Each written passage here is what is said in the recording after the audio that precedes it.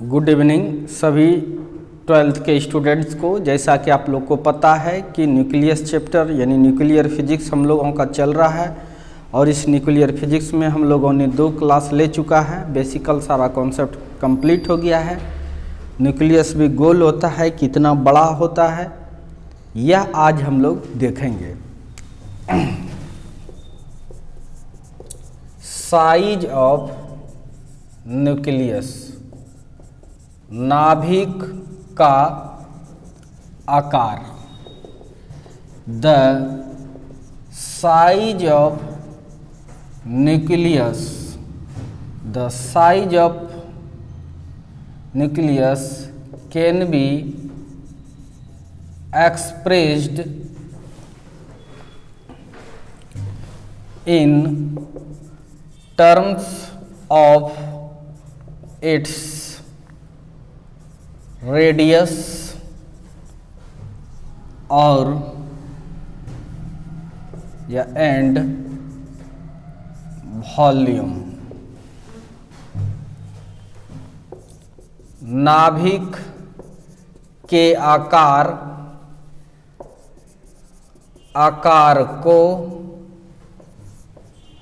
उनके त्रिज्या या आयतन के रूप में व्यक्त किया जा सकता है। तो ठीक है भाई, न्यूक्लियस के बारे में सबको तो पता ही होगा। जैसे बता देते हैं एक बार, जैसे एटम अगर बहुत बड़ा है, फुटबॉल के मैदान का है, तो बीच में जो रखा हुआ फुटबॉल है उतनी साइज का होता है न्यूक्लियस। ये सब बातें सबको पता है, पीछे पढ़ा चुके हैं। इसकी क्या साइज होगा ये हमको निकालना है। ध्यान से देखिएगा, इसका जो रेडियस बता देंगे तो फिर भी साइज का आइडिया आ जाता है लोगों को, या इसका आयतन कितना जगह ये ले रहा है वो भी बता देंगे तो फिर भी आ जाता है साइज का इमेजिंग। इसीलिए जनरली साइज ऑफ न्यूक्लियस जब लोग बताता है या बुक लिखता है तो रेडियस बता देता है, कोई कोई वॉल्यूम भी बताता है, तो हम रेडियस निकालेंगे। देखते हैं, रेडियस ऑफ न्यूक्लियस, नाभिक की त्रिज्या। देखिए, the volume of nucleus is directly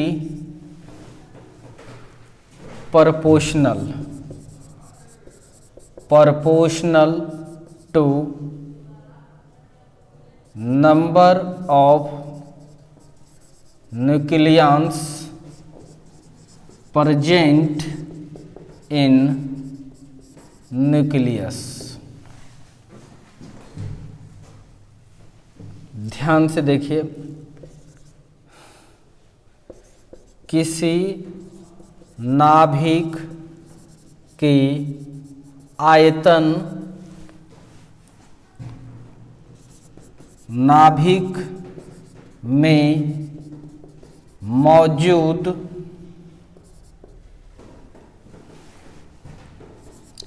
नाभिकीय कण, जैसे क्या क्या कण है, न्यूट्रॉन, प्रोटॉन,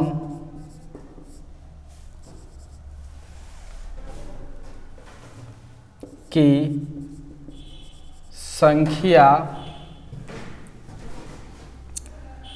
पर संख्या का समानुपाती होती है।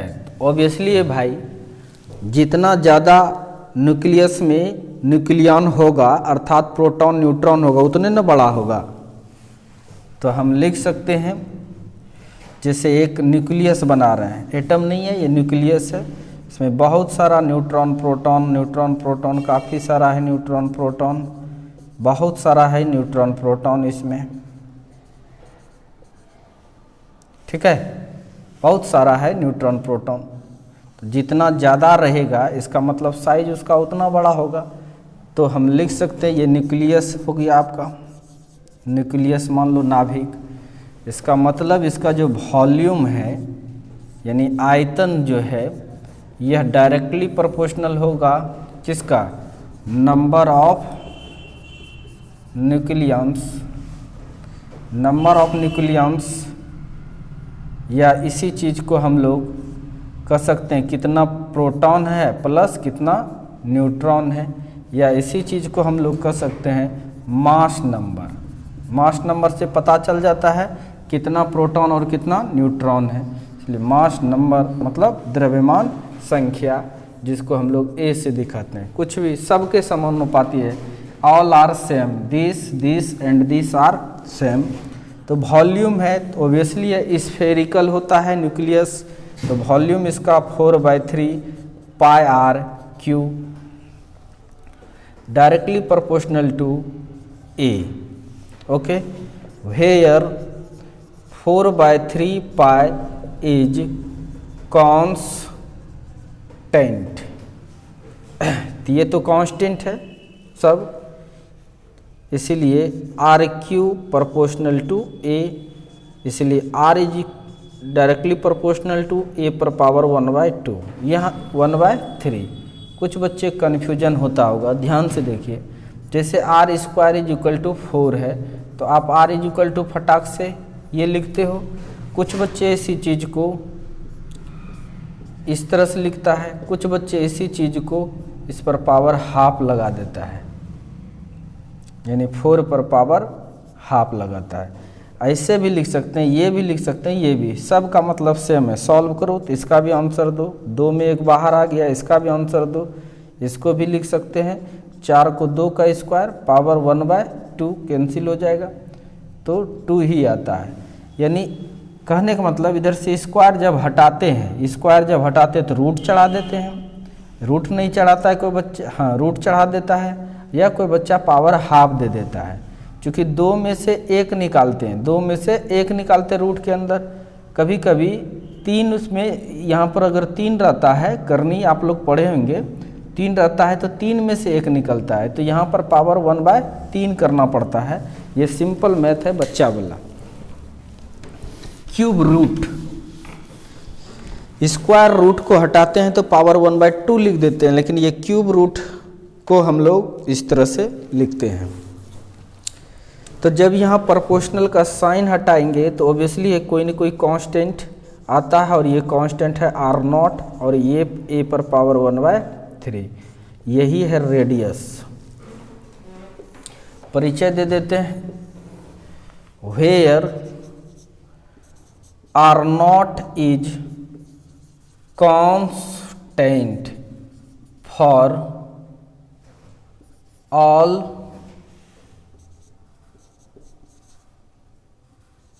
nuclei called empirical constant। Hindi है, जहाँ R0 सभी नाभिकों के लिए, सभी नाभिकों के लिए अचर है, अचर है, इसे एम्पिरिकल कांस्टेंट कहा जाता है। इसका वैल्यू साइंटिस्ट ने निकाला है, और इसका वैल्यू निकाला है तो है 1.2 फर्मी मीटर में चेंज कर सकते हैं। 1.2 इंटू 10⁻⁻15 मीटर, 1 फर्मी बराबर इतना होता है 10⁻⁻15 मीटर। तो ये R0 है आपका। अगर देखिए यहाँ पर इफ मास नंबर, यानी मास नंबर 1 है, अगर आपका मास नंबर 1 है, कितना है 1। तो 1 का क्यूब रूट निकालेंगे तो क्या हो जाएगा बताइए, r बराबर हो जाएगा r0, होगा कि नहीं। यानी अगर किसी नाभिक में का मास नंबर 1 है, यानी कहने का मतलब उसमें केवल एक ही को प्रोटॉन होगा, जैसे हाइड्रोजन का ले सकते हो, तो उसमें r किसके बराबर हो जाएगा, r0 के बराबर हो जाएगा। यह बात आप लोग को पता होनी चाहिए। मतलब ये r किसके बराबर हो जाएगा, r0 का अगर मास नंबर 1 है, मतलब एक ही को प्रोटॉन है, तो ये लिख लिया साइज। अब वॉल्यूम, वॉल्यूम भी निकाल सकते हैं हम लोग अराउंड से।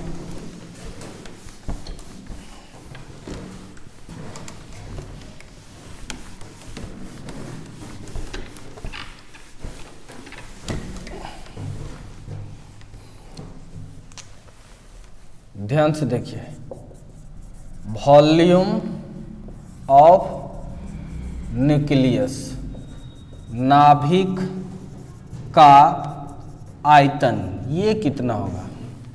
क्योंकि कोई भी चीज़ का वॉल्यूम होता है, स्फेरिकल है तो 4/3 पाई आर क्यूब, आर मतलब रेडियस, नाभिक का ले लें, तो इसका जो वॉल्यूम आएगा 4/3 पाई है, पाई आर के जगह पर r0 a पर पावर 1/3 इसका क्यूब। तो इस चीज़ को अगर सॉल्व करें तो वॉल्यूम आ जाएगा 4/3 पाई पाई r0 पर भी पावर क्यू इंटू a पर पावर 1/3, इस पर भी क्यू सेपरेट कर दिए, ये 3 कैंसिल, तो वॉल्यूम जो है इसका 4/3 पाई r0 का Q into a।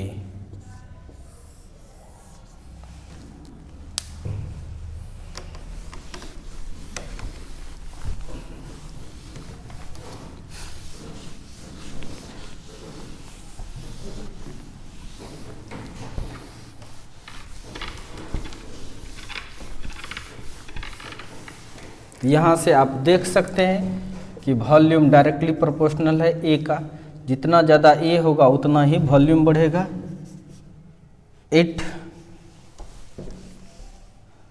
It means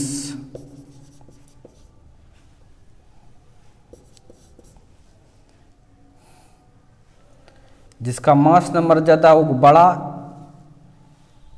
nucleus होगा, it means greater nucleus has greater volume. Volume मतलब साइज, मतलब इसका अर्थ है कि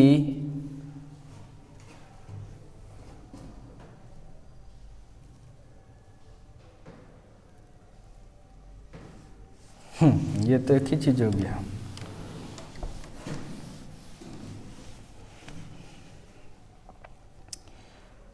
नोट करके लिख देते हैं, इफ मास नंबर ऑफ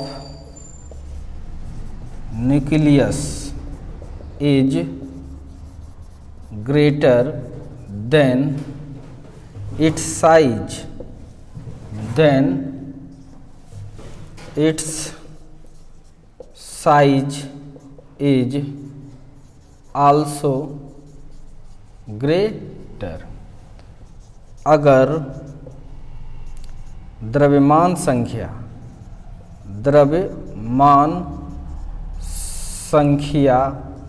नाभिक का अधिक होता है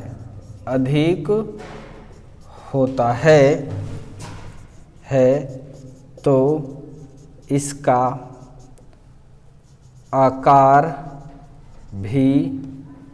आकार भी बड़ा होता है। तो ये सब सीख लिए हम लोग, कोई दिक्कत नहीं है, नोट कीजिए फटाक से। अब हम लोग देखेंगे आगे न्यूक्लियर डेंसिटी ऑफ न्यूक्लियस या डेंसिटी ऑफ न्यूक्लियस लिख देते हैं डायरेक्ट, डेंसिटी ऑफ न्यूक्लियस यानी नाभिक का घनत्व, यानी मास डेंसिटी निकालना है। ठीक है, किसका? नाभिक का मास डेंसिटी, कितना मास है पर यूनिट वॉल्यूम में, उसी को नाभिकीय घनत्व कहेंगे। It is the ratio, it is the ratio of mass of nucleus and, लिखते हैं the ratio of mass and nucleus and volume of nucleus is called mass density of nucleus. It is denoted by rho. ध्यान से देखिए, किसी नाभिक का द्रव्यमान एवं उनके आयतन के अनुपात को नाभिक का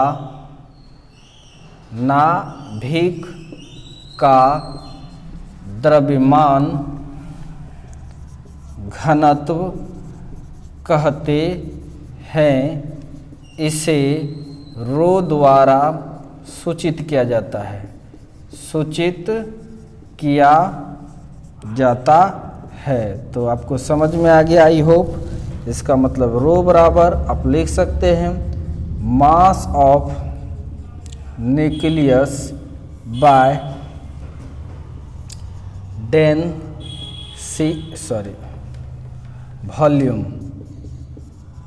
वॉल्यूम ऑफ न्यूक्लियस। इसको सॉल्व कर सकते हैं। मास कितना होगा, ध्यान से देखिए, मास कितना होगा,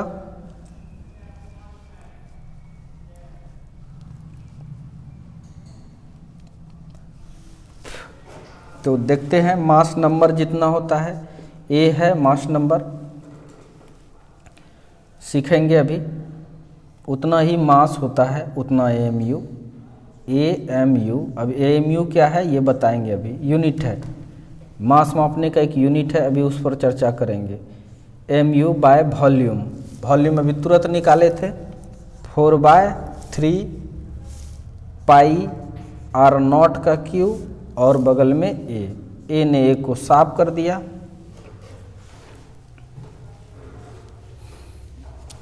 ए ने ए को साफ कर दिया।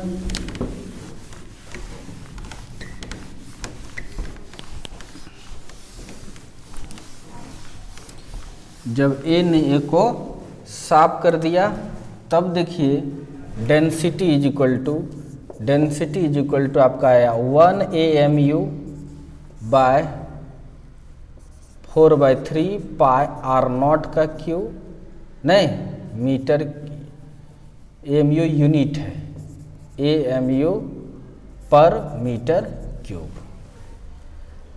या इसी चीज को इतना हो गया। बट 1 AMU लगभग बराबर होता है, या बराबर होता है 1.66 इंटू 10⁻⁻27 kg। तो इस चीज़ को हम लोग kg में भी लिख सकते हैं, 1 AMU के बदले 1.66 into 10⁻⁻27 by 4/3 pi R not का क्यू।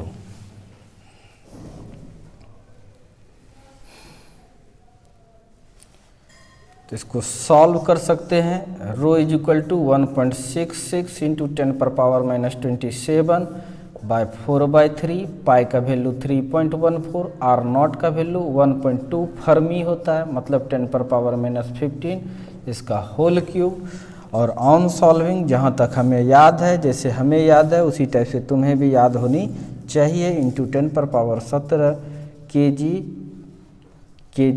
ये kg में है, कहाँ चला गया, हाँ, यानी ये क्या आ रहा है, kg metre cube, kg metre cube, kg पर मीटर क्यूब। कहीं कहीं पर तुमको 2.38 into 10⁻17 kg metre inverse cube ही होगा। It is the density nucleus का, जो कि बहुत ज़्यादा है, जानते हैं, नोट करके अगर लिखें तो ये nuclear density, nuclear density is 10⁻13 times greater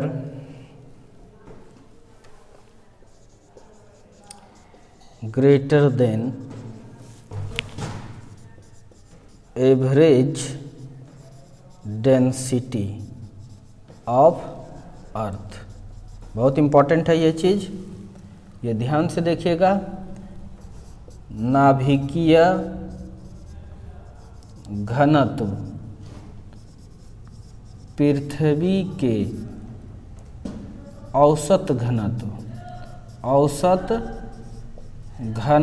के 10⁻13, जो कि कई लाख करोड़ पुर जाएगा, ये गुना अधिक होता है, गुना अधिक होता है।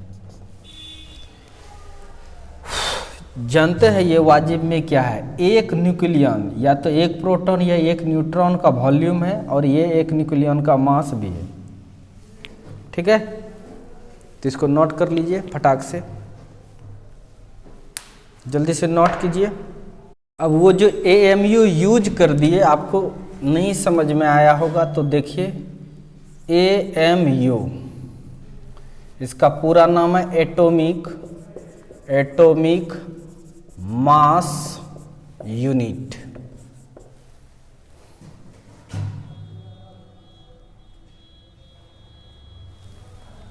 इसका सिंबल है AMU, यही बोलता है लोग,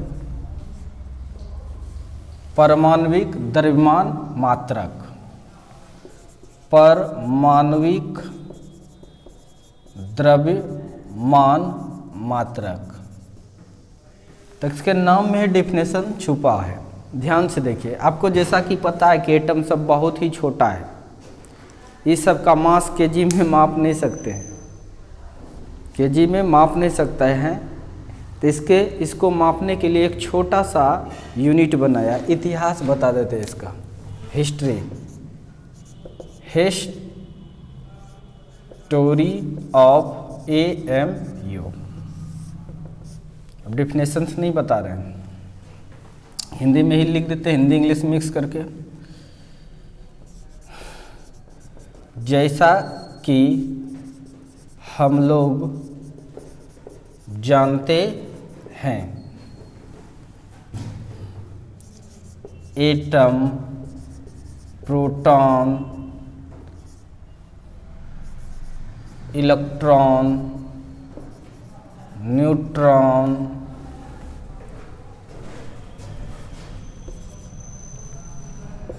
etc का द्रव्यमान बहुत ही कम होता है, इससे कम होता है।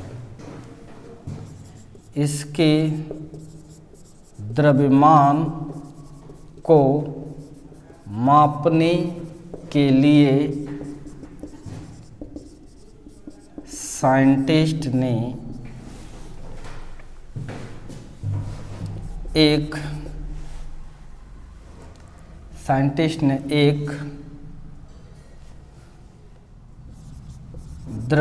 एक मास मापने के लिए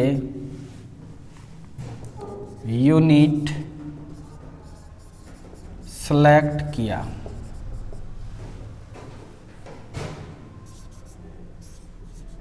जिसका नाम AMU रखा।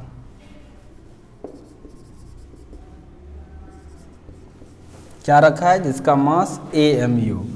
अब पूछता है व्हाट इज AMU, मतलब अब आपको पढ़ना है कि एटॉमिक मास यूनिट जो है इसका डेफिनेशंस क्या है, एग्जाम में पूछेगा तो AMU, या इसको अब U से केवल दिखाया जाता है। ये क्या है, ध्यान से देखिए। कहा कि एक AMU किसको कहा, जैसे 1 kg किसको कहा, एगो सिलेंडर ले लिया, उसको माप के रखा, जितना था उसको बोल दिया 1 kg, तो सब लोग बोल रहा है। उसी टाइप से 1 AMU किसको कहा ये देखना है। एक एटम लिया कार्बन का, एक कार्बन C6, उसका एक एटम लिया, इसको तोड़ा 12 भाग में। कितने भाग में? 1 2 3 4 5 6 7 8 9 10 11 12। एक कार्बन एटम लिया, इसको तोड़ दिया 12 भाग में, एक ठो का जो मास था उसी को बोल दिया 1 AMU। समझ में आ रहा है कि नहीं? कार्बन का एक एटम पकड़ा, इसको ब्रेक किया, तोड़ा, तोड़ करके 12 पार्ट में तोड़ दिया। तोड़ने के बाद एक पार्ट का जो मास था, समझ में आ रहा है कि नहीं, यानी एक एटम का जो बर्मा भाग था उसका जो मास है उसी को कहते हैं 1 AMU। 1 AMU कितने कहते हैं? The mass of carbon atom, the mass of 1/12 part of 1 carbon atom. Carbon atom वो भी कौन सा? C612। The mass of 1/12 part of 1 carbon atom is called atomic mass unit.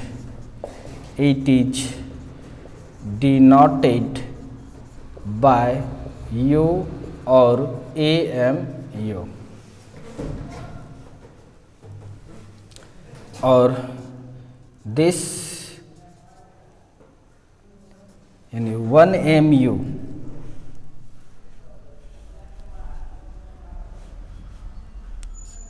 जो होगा वो होता है 1.66 इंटू 10⁻⁻27 kg। प्रूफ करेंगे, अभी निकालते हैं, उतना आ जाएगा। तो हिंदी भी लिख देते हैं इसका। कार्बन एटम या परमाणु दो, परमाणु कौन सा लेना है? C612 वाला के एक परमाणु के बरमे भाग के द्रव्यमान को 1 AMU या 1 एटॉमिक मास यूनिट कहते हैं। इसे AMU या U द्वारा सूचित किया जाता है। तो बड़ा आसान है। एक कार्बन एटम लिया, उसका 12 टुकड़ा किया, एक टुकड़ा का जो मास था उसी को, वही 1 AMU है। एक जैसे ये कार्बन एटम है, लिए इसको बराबर टुकड़ा किए, एक टुकड़ा का जो मास है वही है 1 AMU। निकालते हैं एक टुकड़ा का मास, सच में इतना होता है कि नहीं होता है। तो जल्दी से पॉज करके इसको लिखिए। आई होप आप यहाँ तक लिख लिए हैं।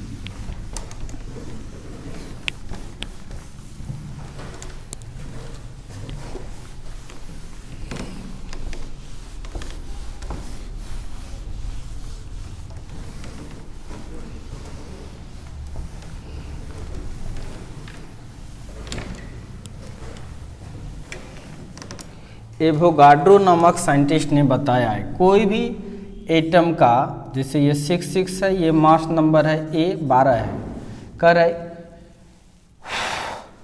कोई भी एटम का जो मास नंबर है उतना एमयू अगर लेते हैं कार्बन एटम, ठीक है, उसमें 6.02 इंटू 10⁻23 एटम होगा कार्बन का। यानी अगर ग्राम में, किसमें, सॉरी ग्राम में, अगर 12 ग्राम लेते हैं, जो मास नंबर होता है वही उसका एटॉमिक वेट भी होता है, ऐसा माना गया है। जो मास नंबर होता है वही उसका एटॉमिक वेट भी होता है ग्राम में, ऐसा माना गया है। ध्यान से देखिए, आप केमिस्ट्री पढ़े होंगे, थोड़ा सीखिए। देखिए हम लिख सकते हैं, चूंकि 12 gram of carbon atom contain 6.02 into 10⁻23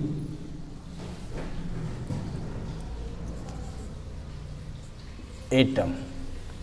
12 gram of carbon substance contain इतना एटम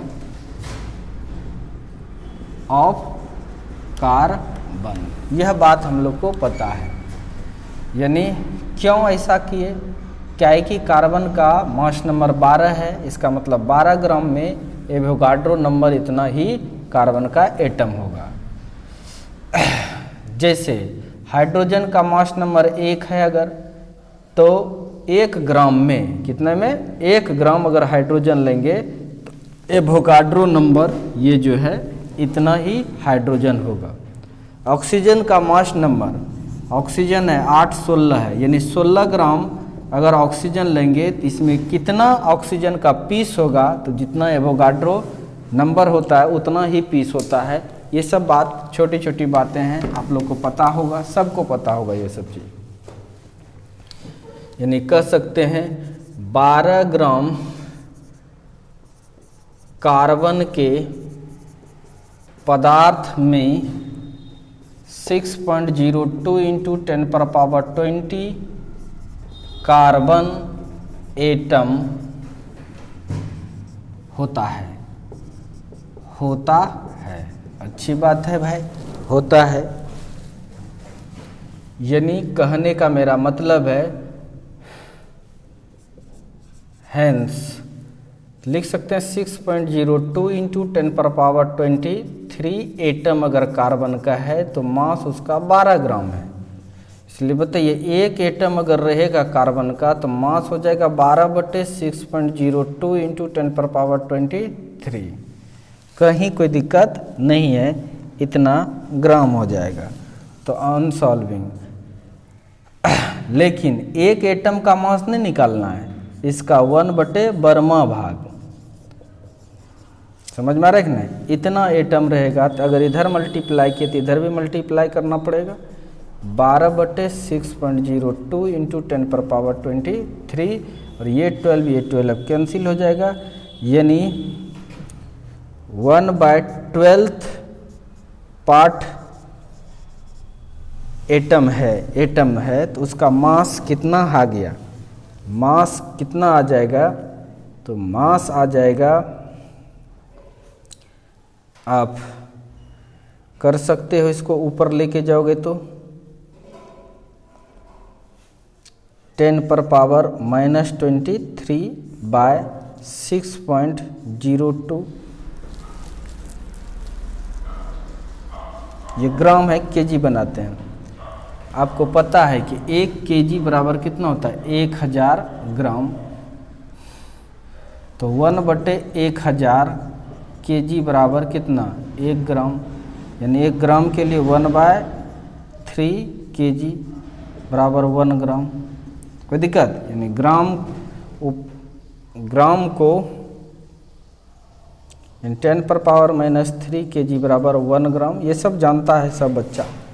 तो इसको लिख सकते हैं, ग्राम को kg में बदल रहे हैं तो लिख सकते हैं 10⁻³ बाय 6.02 इंटू 10⁻23 kg।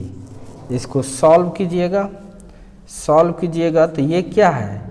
मास है। क्या है ये? Mass of 1/12 part of atom, मतलब कार्बन एटम का 12वें भाग का ये मास निकला। कितना? इतना। इसको सॉल्व कीजिएगा तो आएगा 1.66 इंटू 10⁻⁻27 kg। तो यही तो 1/12 पार्ट जो मास है उसी को क्या कहते हैं? 1 AMU। क्या कहते हैं इसको? 1 AMU। वही आ गया आपका 6.6 इंटू 10⁻⁻27 kg।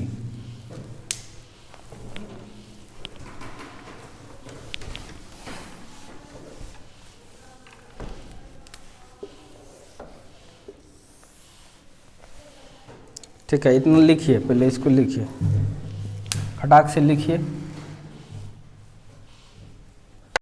चलिए लिखते हैं आगे अब। यानी आपके पास 1 AMU जो मास है वो 1.66 इंटू 10⁻27 kg ये होता है। बट लिखते हैं this value of mass match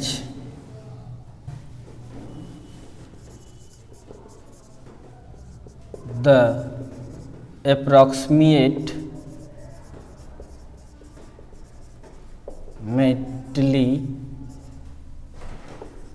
mass of proton and neutron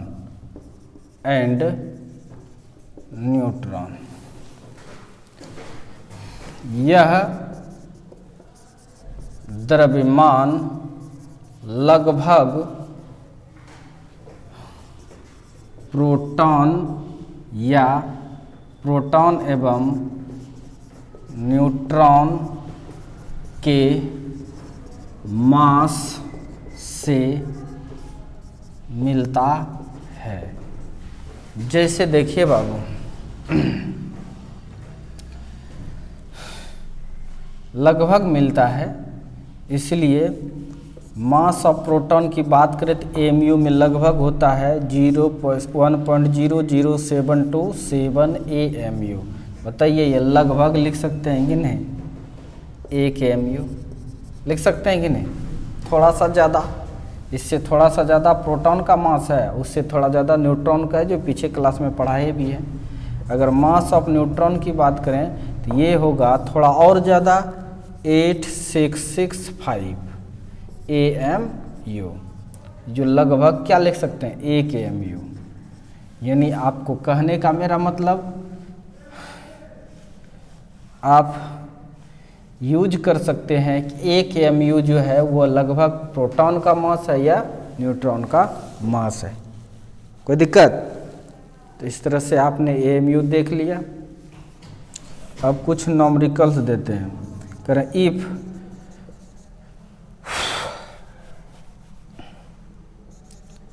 mass number of any nucleus is 8, then find its radius and volume। Question है, अगर किसी नाभिक का द्रव्यमान संख्या 8 है तो इसकी त्रिज्या एवं आयतन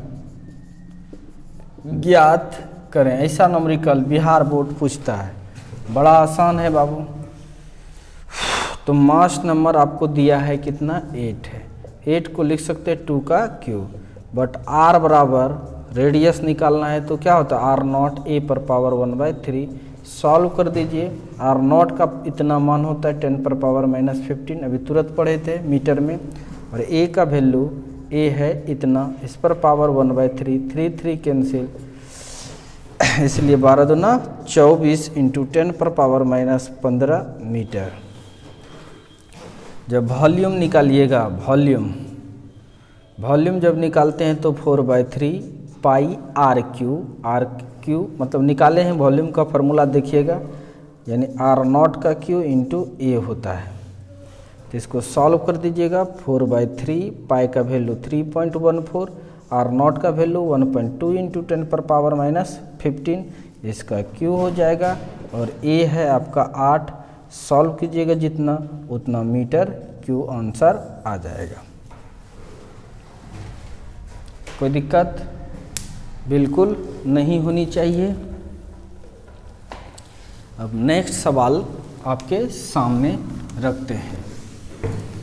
ये सब बोर्ड मॉडल है, बिहार बोर्ड ये पूछता है, इसीलिए आपको ये सब सवाल पर प्रैक्टिस कर लेना है। एक और सवाल दे रहे हैं, if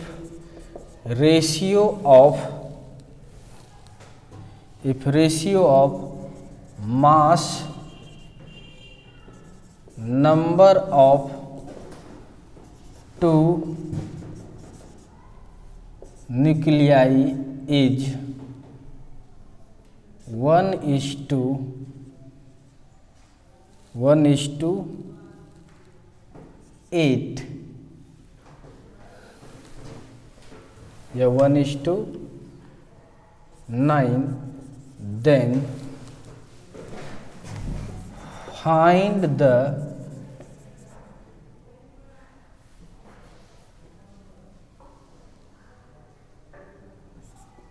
ratio of its radius। अगर दो नाभिकों के द्रव्यमान संख्या का अनुपात 1:9 है तो उनके त्रिज्या का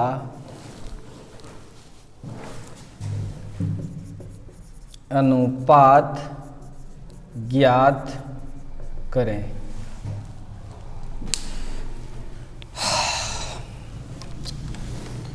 तो आपको पता ही है, इसमें कहीं दिक्कत नहीं है।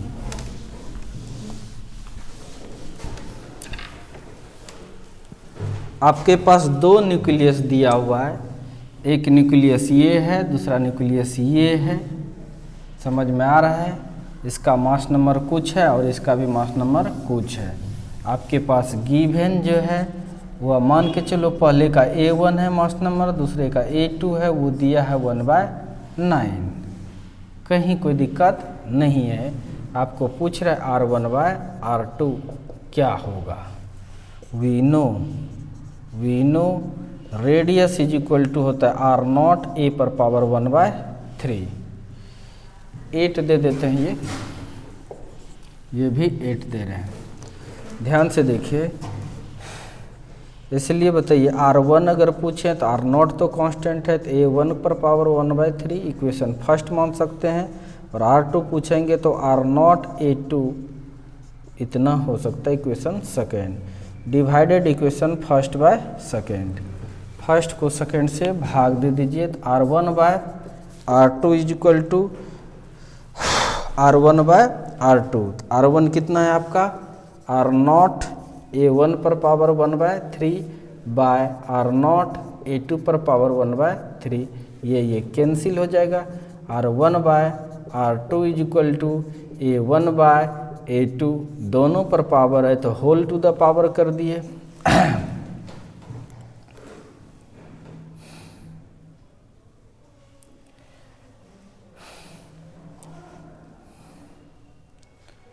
इस तरह से R1/R2 पूछ रहा है। ये दिया हुआ ये रेशियो कितना है 1/8। क्या है ये रेशियो 1/8 पर पावर इतना। तो R1/R2 इस चीज को ये लिख सकते हैं 3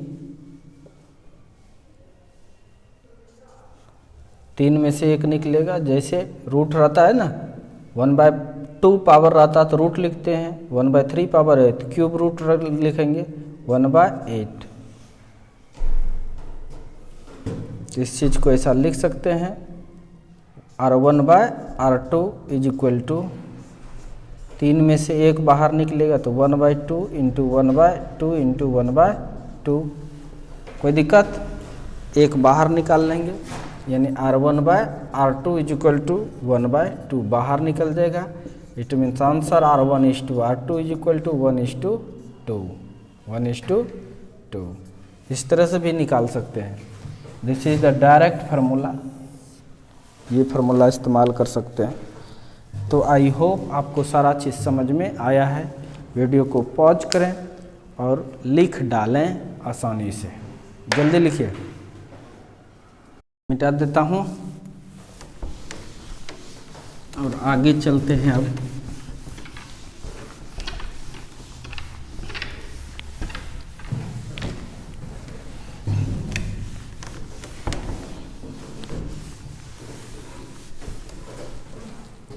अब हम लोग न्यूक्लियर फोर्स पढ़ेंगे, उसमें भी स्ट्रॉन्ग न्यूक्लियर फोर्स, प्रबल नाभिकीय बल। ध्यान से देखिए, the force of attraction between two nucleons in nucleus is called strong nucleus force. It is responsible for the binding the nucleus. The force of attraction between two nucleons. नाभिक में मौजूद दो नाभिकीय कणों के बीच लगने वाले आकर्षण बल को नाभिकीय बल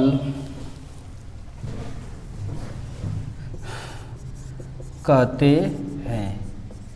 इसी बल के कारण ही नाभिक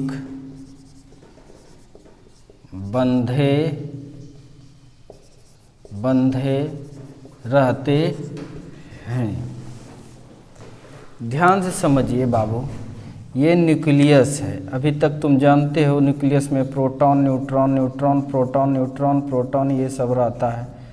तो आपको पता है प्रोटॉन के पास चार्ज होता है, तब फिर भी प्रोटॉन में रिपल्सन होना चाहिए, तब फिर भी ये नाभिक से दूर नहीं जाता है, नाभिक में बंधे रहता है। तो इसके पीछे रीजन जानते हैं क्या है?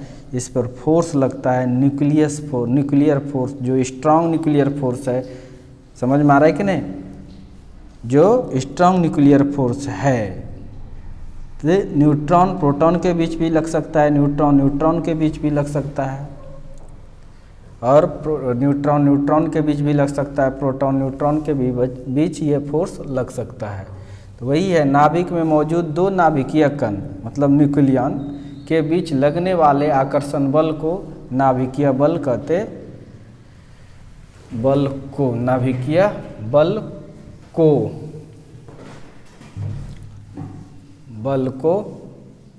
कहाँ, आकर्षण बल को नाभिकीय बल कहते हैं। इस बल के कारण ही नाभिक बंधे रहते हैं।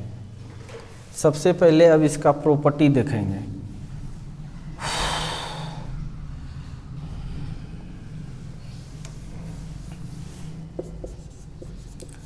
प्रॉपर्टीज ऑफ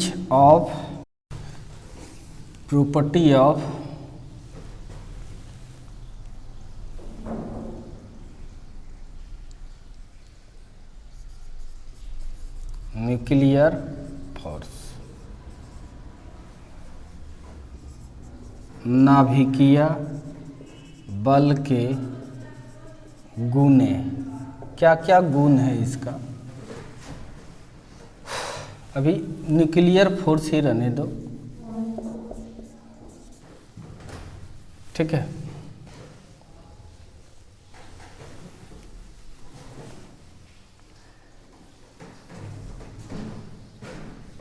ठीक है, हिंदी में ठीक है।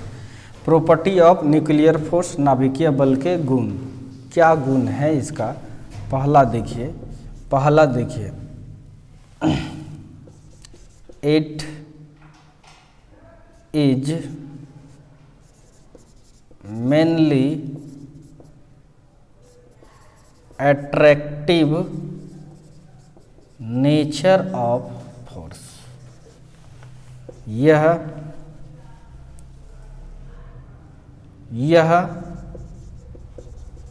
मुख्य रूप से आकर्षण प्रकृति के बल होते हैं, ठीक है। दूसरी बात अगर जाने इसके बारे में, it is a short range force. यह अल्प पाराश बल है, बहुत कम डिस्टेंस के लिए लागू होता है। तीसरी बात और भी लिख सकते हैं, it is non central force. यह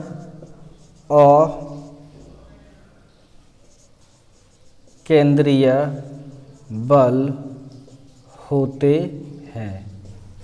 चौथा बात अगर कहें, it is a saturated force. यह संतृप्त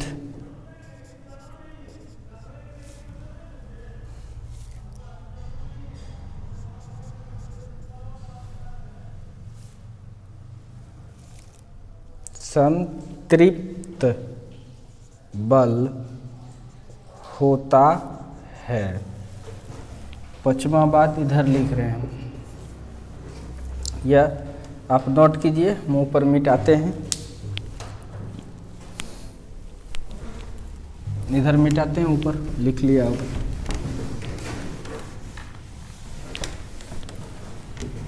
ये सब बेसिकली आप कितनों समझने वाली क्या बात है, सब तो याद रखना ही पड़ेगा।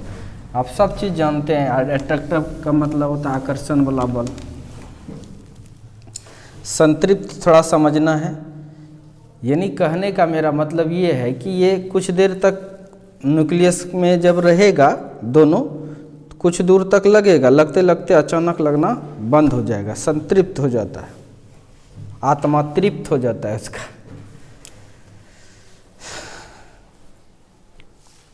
और भी लिख सकते हैं, it is not a gravitational and nor a और नॉर ए इलेक्ट्रोस्टैटिक फोर्स। यह बल ना ही गुरुत्वाकर्षण बल होते हैं एवं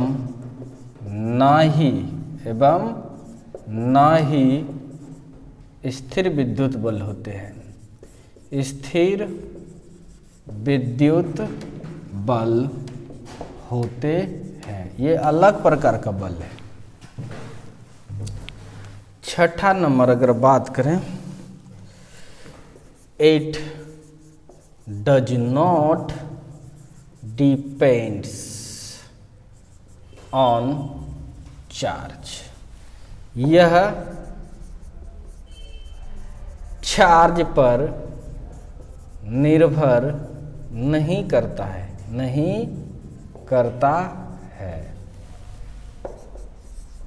छठा सातवां, it does not depends on मास। यह द्रव्यमान पर निर्भर नहीं करता है। आठवां, it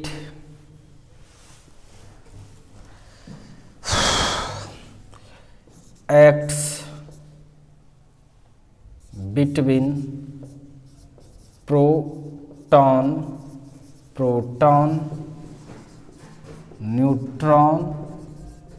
neutron and proton neutron in nucleus.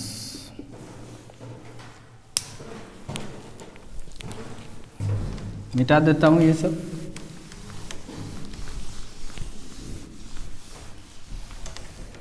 यानी यह बल नाभिक में मौजूद प्रोटॉन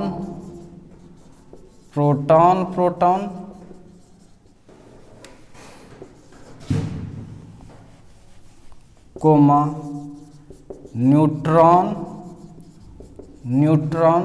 एवं प्रोटॉन न्यूट्रॉन के बीच लगता है। इस बल को यूकेबा, जापानीज साइंटिस्ट था यूकेबा, उसी ने देखा था। अब देखिए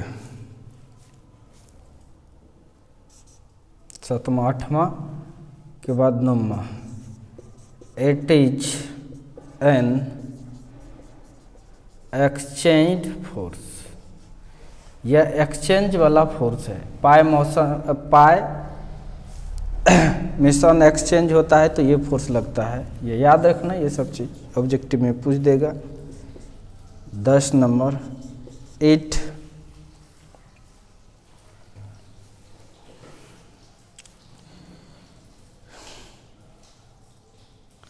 is spin dependent force.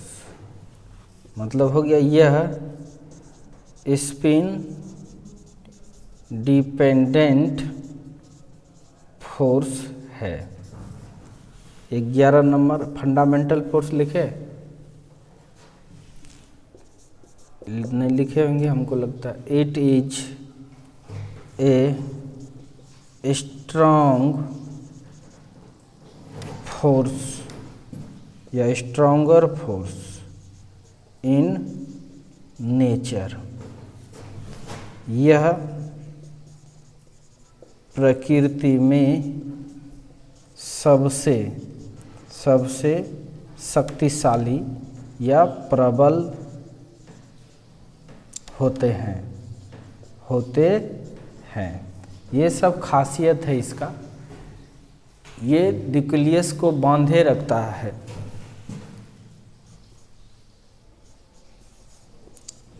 It is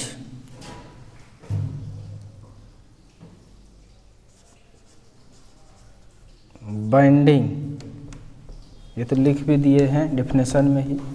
तो इतना सारा चीज़ है प्रॉपर्टी, ये सब चीज़ को याद रखिएगा, समझिएगा। ये चीज़ को समझाते हैं, ये वाला 8 नंबर। ध्यान से देखिए, सिंपल स्टूडेंट से पूछेंगे ये प्रोटॉन है, ये प्रोटॉन है, कहाँ है नहीं है उससे मतलब नहीं। इस पर देखिए प्रोटॉन है, इस पर तो चार्ज भी है, प्रोटॉन है तो इस पर चार्ज भी है, इस पर भी चार्ज भी है, तो क्या मास नहीं है? मास भी है, इस पे मास भी है। मास के कारण जो फोर्स लगता है ग्रेविटेशनल फोर्स, वो तो लगता ही प्रोटॉन के बीच, और चार्ज एक दूसरे को रिपेल करेगा तो ये लगता है इलेक्ट्रोस्टैटिक्स फोर्स। क्या लगता है? ये इलेक्ट्रोस्टैटिक्स फोर्स। लेकिन ना तो चार्ज ना मास रहे तो फिर भी ये चूँकि न्यूक्लियस में है, न्यूक्लियस में न्यूक्लियम्स है ये, अगर न्यूक्लियस के अंदर है तो फिर भी यह फोर्स लग सकता है न्यूक्लियर फोर्स। कौन सा फोर्स लगता है? Nuclear force. समझ में आ रहा है?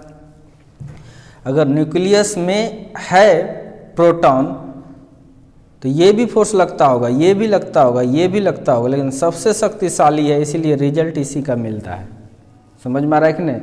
तो पूछेगा तुमसे कि प्रोटॉन प्रोटॉन अट्रैक्ट हो सकता है, ज़्यादातर बच्चा सोचता है कि नहीं। क्या प्रोटॉन प्रोटॉन के बीच अट्रैक्शन फोर्स हो सकता है? ज़्यादातर बच्चा बोलता है नहीं हो सकता है। तो उसको बोलना चाहिए हो सकता है।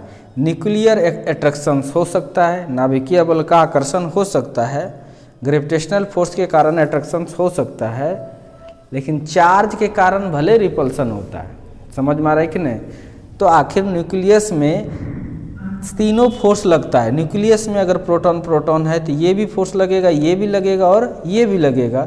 सबसे शक्तिशाली है ये, इसीलिए इसी का रिजल्ट होता है और न्यूक्लियस में बंधे रहता है। इस फोर्स को चार्ज वर्ज से कोई मतलब नहीं है, मास से कोई मतलब नहीं है, उससे इंडिपेंडेंट है। ठीक है, तो इसको याद रखना है आपको।